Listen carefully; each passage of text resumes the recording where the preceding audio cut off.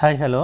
இன்றைக்கி வந்து 31 December 2025 current affairs தான் பார்க்க போகிறோம். 2025 லாஸ்ட் கரண்ட் அஃபேர்ஸ் இது. நெக்ஸ்ட் வந்து 2026 தான் நம்ம பார்ப்போம். வந்து ஃபஸ்ட்டு கரண்ட் அஃபேர்ஸை என்ன பார்க்க போகிறோம்னு பார்த்தீங்கன்னா வந்து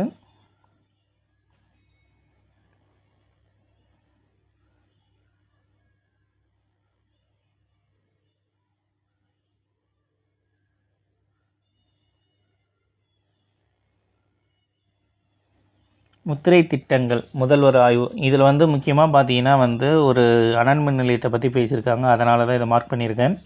உடன்குடி அனல் மின் திட்டப்பணிகளை ஜனவரி 2026க்குள் முடித்து பயன்பாட்டிற்கு கொண்டு வர வேண்டும் அப்படின்னு சொல்லியிருக்காங்க.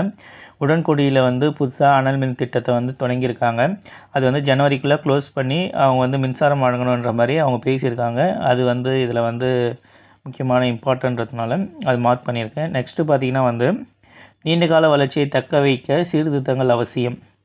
இதில் பார்த்தீங்கன்னா வந்து இதுவரையும் அவங்க வந்து என்னென்ன பண்ணியிருக்காங்க, மத்திய அரசு வந்து என்னென்ன பண்ணியிருக்காங்கன்றத ஒரு சின்ன ஷார்ட்டாக கொடுத்துருக்காங்க. அதனால் நோட் பண்ணியிருக்கேன். சரக்கு வரி சேவை ஜிஎஸ்டி வந்து எப்போ தொடங்கினாங்கன்றது தெரியும். 2017 வந்து ஜூலை 1 வந்து தொடங்கியிருப்பாங்க. அதை பார்த்திங்கன்னா வந்து ஃபஸ்ட்டு 5 படி இருந்துச்சு. அதுக்கப்புறமா இப்போ தான் வந்து ரீசெண்டாக குறைச்சி 2 படிகளாக மாற்றினாங்க. 0, 5, 12, 18, 28 இந்த மாதிரி இருந்துச்சு இல்லையா. இப்போ வந்து 5, 18 மட்டும்தான் இருக்க மாதிரி சொல்லியிருக்காங்க. சரக்கு சேவை வரி ஜிஎஸ்டி வந்து 2 விகிதங்களாக 5%, 18% குறைக்கப்பட்டதன் மூலம் குடும்பங்கள், குறு சிறு நடுத்தர தொழில் நிறுவனங்கள், விவசாயிகள், தொழிலாளர்கள், சார்பு துறைகள் மீதான சுமை குறைக்கப்பட்டது.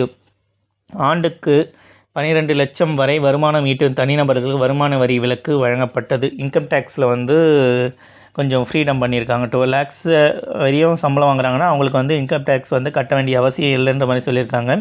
நெக்ஸ்ட்டு பார்த்திங்கன்னா சிக்கலான வருமான வரி சட்டம் எளிமையாக்கப்பட்டது.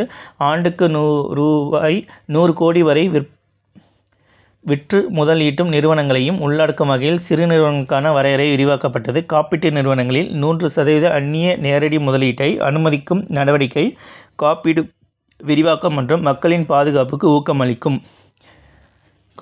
கப்பல் துறை சார்ந்த 5 புதிய சட்டங்களும் வரலாற்று சிறப்புமிக்க 4 புதிய தொழிலாளர் சட்டங்களும் குறிப்பிடத்தக்கவை. ஓகேங்களா. நெக்ஸ்ட்டு பார்த்திங்கன்னா வளர்ந்த பாரத ஊரக வேலைவாய்ப்பு மற்றும் வாழ்வாதார உறுதியளிப்பு திட்டம் விபிஜி ராம்ஜி திருப்புமுனையாக சீர்திருத்தமாகும். இதன் மூலம் வேலைவாய்ப்பு உத்தரவாத நாட்கள் 100லிருந்து 125 அதிகரிக்கப்பட்டுள்ளது என்று பிரதமர் மோடி தெரிவித்துள்ளார். இதில் வந்து முக்கியமாக பார்த்திங்கன்னா வந்து இப்போ ரீசெண்டாக வந்து ஊரக வேலைவாய்ப்பு திட்டத்தை பற்றி கண்டினியூவாக டெய்லி வந்துகிட்டே இருக்குது. அது நேம் என்ன, எப்போ வந்து தொடங்கினாங்க, அது இப்போ எப்படி சேஞ்ச் பண்ணியிருக்காங்க, எத்தனை நாள்லேருந்து எத்தனை சேஞ்ச் பண்ணியிருக்காங்கன்றதெல்லாம் வந்து அடிக்கடி சொல்லிக்கிட்டே இருக்காங்க. அது வந்து பார்த்துக்கோங்க.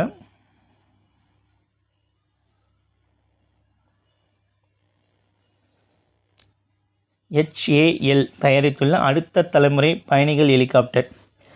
HAL தயாரித்துள்ள அடுத்த தலைமுறை பயணிகள் ஹெலிகாப்டரான துருவ் NG-இன் முதல் பயணத்தை மத்திய அமைச்சர் ராம்மோகன் நாயுடு செவ்வாய்க்கிழமை தொடங்கி வைத்தார். அதுக்கு நேம் என்னென்னு பார்த்துக்கோங்க. இது யார் தயாரித்ததுன்றதை பார்த்துக்கோங்க.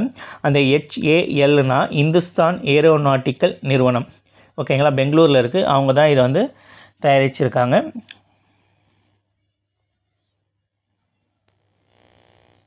நெக்ஸ்ட்டு தேசிய துப்பாக்கிச் சுடுதல் தனிஷ்காவுக்கு வெண்கலம். தேசிய துப்பாக்கிச் சுடுதல் சாம்பியன்ஷிப்பில் ஜூனியர் மகளிர் டிராப் பிரிவில் தமிழக வீராங்கனை தனிஷ்கா செந்தில்குமார் செவ்வாய்க்கிழமை வெண்கலப் பதக்கம் வென்றார். ஏன்னா இதில் வந்து தமிழக வீரர்ன்றதுனால இது மேக்ஸிமம் கேட்க வாய்ப்பு இருக்கும்.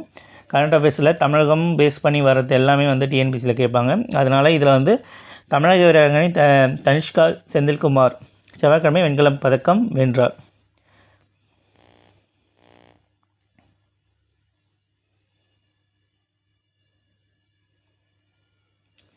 இப்போ வந்து காசி தமிழ் சங்கம் வந்து 2022 செலிப்ரேட் பண்ணிகிட்டே வராங்க. இப்போ வந்து ராமேஸ்வரத்தில் செலிப்ரேட் பண்ணுறாங்க. காசி தமிழ் சங்கம் 4.0ன்ற மாதிரி. அது வந்து என்ன தலைப்பில் வந்து பண்ணுறாங்கன்றதை மட்டும் நம்ம தெரிஞ்சினா போதும். தமிழ் மொழியை கற்போம் என்ற தலைப்பில் நடத்தப்பட்ட காசி தமிழ் சங்கம் 4.0. ஓகேங்களா.